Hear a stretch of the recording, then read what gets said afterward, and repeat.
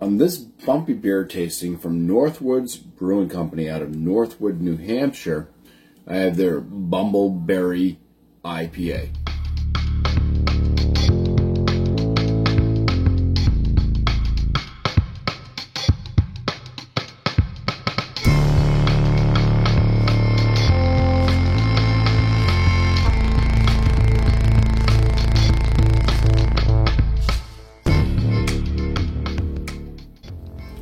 So the Bumbleberry IPA comes in at 7.5% ABV. Awesome can art on this thing, and it makes more sense when I read the back here, because you got a bunch of bees that are all hops. You got raspberries, cherries, blueberry bees, and they're all collecting the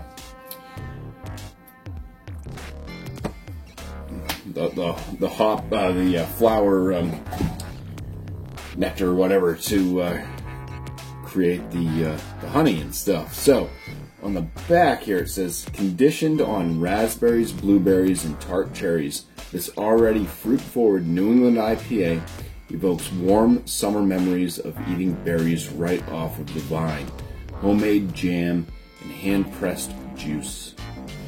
The generous dry hop doses of Mosaic and Mandarina Bavaria complement local raw wildflower honey used for secondary fermentation. So this thing just sounds absolutely crazy and amazing. I've never had it before, so really looking forward to cracking this one open. And it is about, well, 2 weeks old. We'll just call it 2 weeks old. And let's get into this one. Put it through a bumpy tasting. Don't know what this is going to look like. It does have kind of some berry coloration to it. The head is kind of white. Yeah, it's actually just, it's white. It's a white head. The color of the beer itself is kind of this strange red to clear berry center. Like you slice open like blueberry, you kind of get that coloration, but there's that kind of pinkish red hue maybe from the cherries or the raspberries as well. Interesting looking brew. This looks more like a fruited beer than it does an IPA. All right, let's go ahead and get some aromas. It's a bit strange. I'm picking up on almost what resembles lemon at first. A bit of grassiness. It smells like the wilderness, actually. If you're just walking around through a field, tall grass, you get trees and like berry bushes and all that stuff around you. It smells like a walk through, like a field that's not graced through all that much. I'm not really picking up on any berry notes at all. It smells wild. All right, let's go for the first swig. Cheers. The flavors go right along with the aromas. It's got this kind of wild, grassy. This tastes like it was brewed with like the bushes, and the grass, and everything else that's just out there. It's interesting. I can say that there's a bit of an herbalness to it.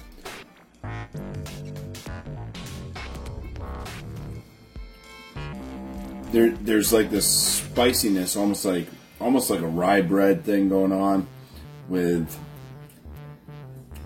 maybe, I don't know if that's coming from that honey or not, the wildflower honey, but yeah, this thing, it tastes like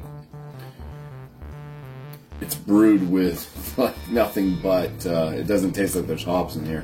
It tastes like it's brewed with wild flowers and grass, and I'm really not picking up on any berry notes in this. It's odd. It's very odd.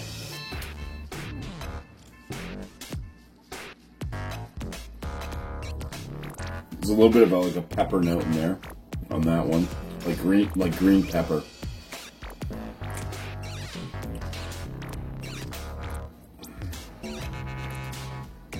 This beer tastes more like a soup than it does a beer. It does not taste like an IPA at all.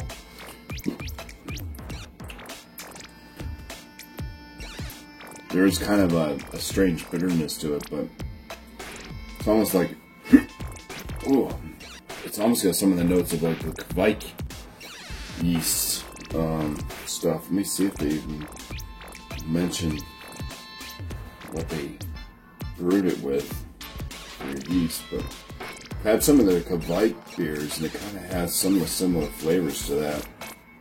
It does not mention what yeast they use. This one is just weird.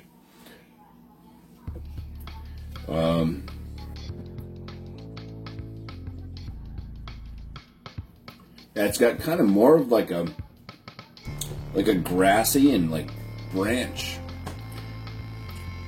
flavor than it does like the berries or anything else. It's an herbal spiciness, almost like a rye spiciness in there.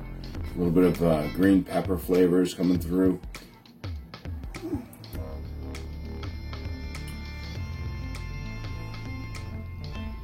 The alcohol at 7.5%. Can't taste any alcohol in it, but it's just this is a strange beer. I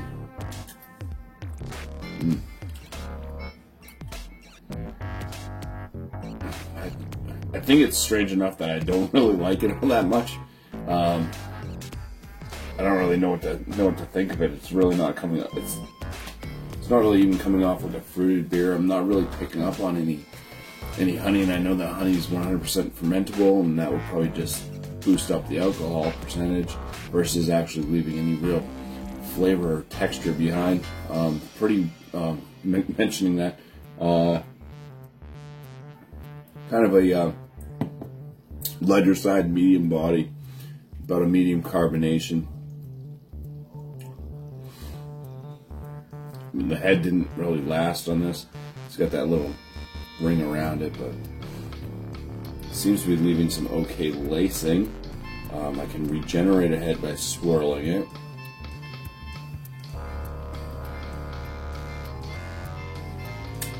Man, I was so hoping for so much more out of this. Reading the back, getting all that jamminess and stuff, I was like, oh, it's gonna be like a berry New England IPA, you know, raspberries, blueberries, cherries.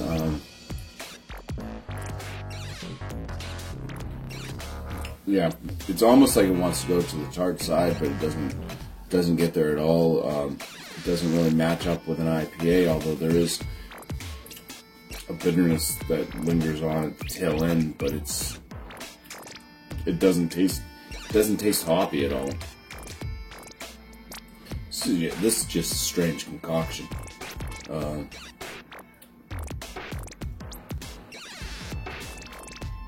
That's all I can say about it. I'm not even going to give this thing a score. I mean, it's definitely not excellent to me. I can't even say it's very good. I don't want to say it's bad, and I don't want to say it's good. It's weird. It's just weird and interesting. But not so interesting. It's on the good side. So, from Northwards Brewing Company and their Bumbleberry IPA, Bumpy's lost for words. Cheers, and thank you for watching.